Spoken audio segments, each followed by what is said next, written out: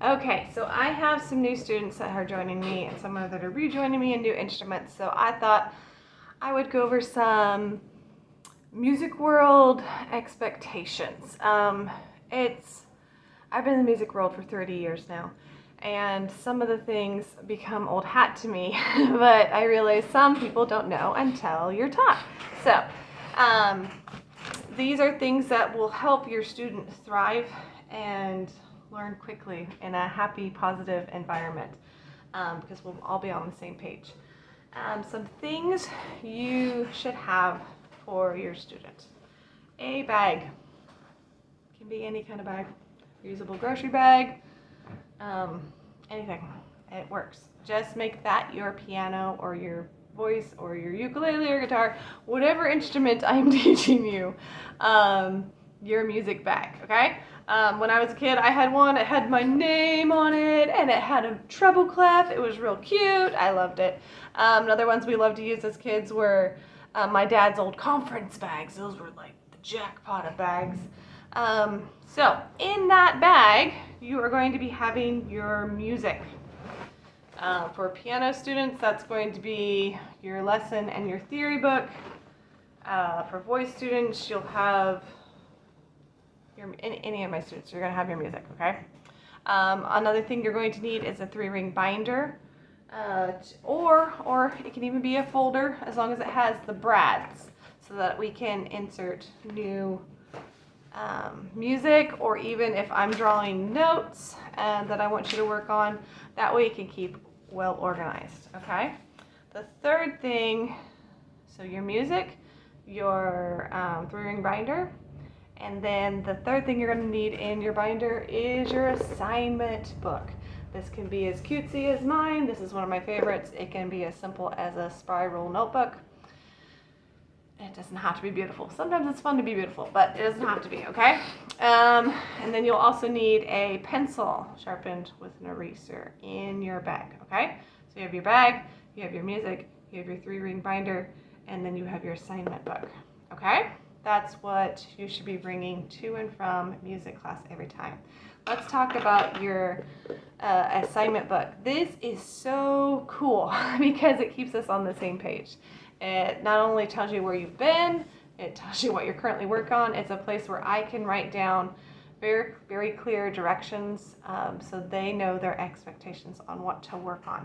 It also helps you because you're like, hey, it feels like you're only playing one song this week. Did Miss Megan really only give you one song? I probably didn't. So that you can look at it and be like, oh, lesson book this, theory this, ear training this. That's all going to be written in here. The other thing that's kept track of in here, recorded, is the practice times. This is very helpful, okay? This is not where you're going to be fibbing, okay? Because if you didn't practice, don't write down that you practiced, okay?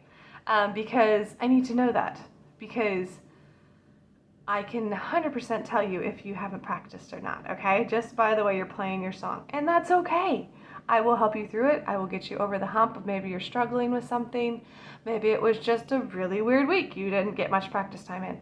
But that helps me understand what's going on. Because if I see you writing down, you practiced every day this week, and you're not doing well on that piece, I'm going to assume that piece is too hard. And we're going to need to slow back, go back a level, or slow down the pace. Does that make sense? So that helps me gauge, like maybe you only practice 2 times. Okay, is that your expectation? Then I'm not going to assign you 4 pieces. I'm only going to assign you 2. Does that make sense? Yeah, so that's the assignment book. Something to keep in mind for practicing. Practicing is so important, and it's a really cool opportunity for building a culture of music within your home, making your instrument practice space be near where the family is so everyone can enjoy the music. How you talk about practice time. Is it drudgery, or is it, yes, we get to take our music lessons and get better? If you're a family that cannot practice much, it happens. It's not a requirement for me to teach you, for you to practice often. It's a lot more fun. Basically, I will be teaching you how to practice in the lesson until we get it, and then we move on. So it makes a much more satisfying music experience if you have practiced ahead of time. How much you practice determines how much you learn at your rate. If you don't practice much, you're going to keep learning. We will totally be learning. We'll be learning at this pace, okay? That's fine.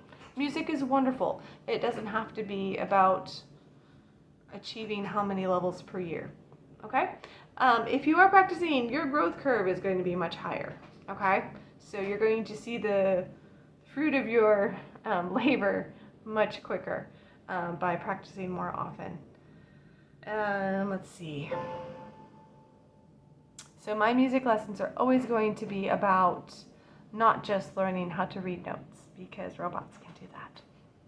I want your student to be musical.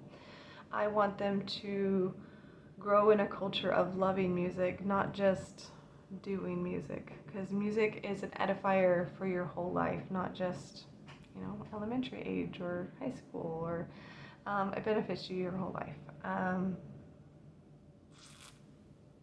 So I teach ear training, I teach how to play chords, I teach composition.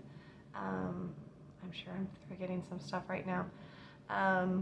But that's what I'm hoping to instill in your students this semester, or at least for this semester, or in this time together, I should say. Does that make sense? We should probably go over makeups and stuff like that. Now that you are a student of mine, I would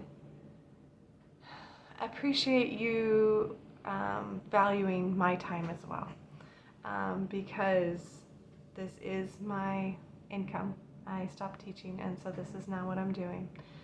And if you're not going to be able to make your lesson, someone's puking, be mindful that I cannot fill your spot last minute, okay? So I don't require that you still pay for that spot, because I get it.